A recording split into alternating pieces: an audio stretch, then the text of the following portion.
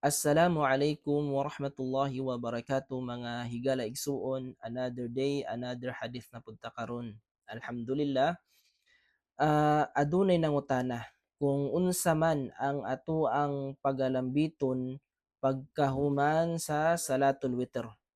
Ang ato ang pagalambiton mga higala igsuon, ato ang tubagon pamaagi sa kung unsa ang ginabuhat ni propeta sallallahu alaihi wasallam.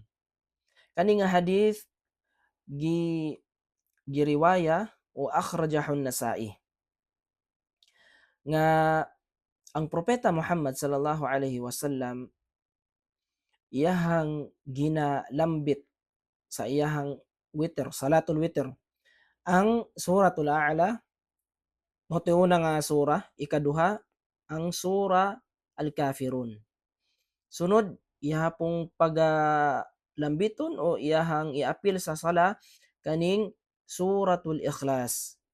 Pagkahuman ni ana mga higala igsuon na human na ang salatul witr, mauna to ang imuhang isulti ang Subhana Malikil Quddus, Subhana Malikil Quddus, Subhana Malikil Quddus.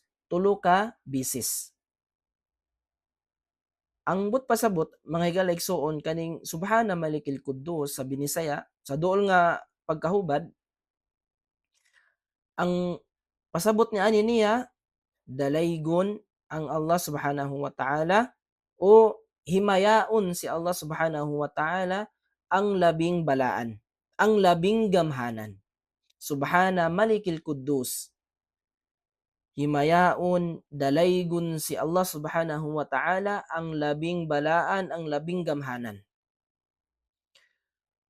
Moto'y imuhang pagalambiton tulo ka beses na mga higala igsuon. Pagkahuman sa salatul witr, Subhana Malikil Quddus, Subhana Malikil Quddus, Subhana Malikil Quddus. Ug ari na lamang taman, Assalamu alaikum warahmatullahi wabarakatuh.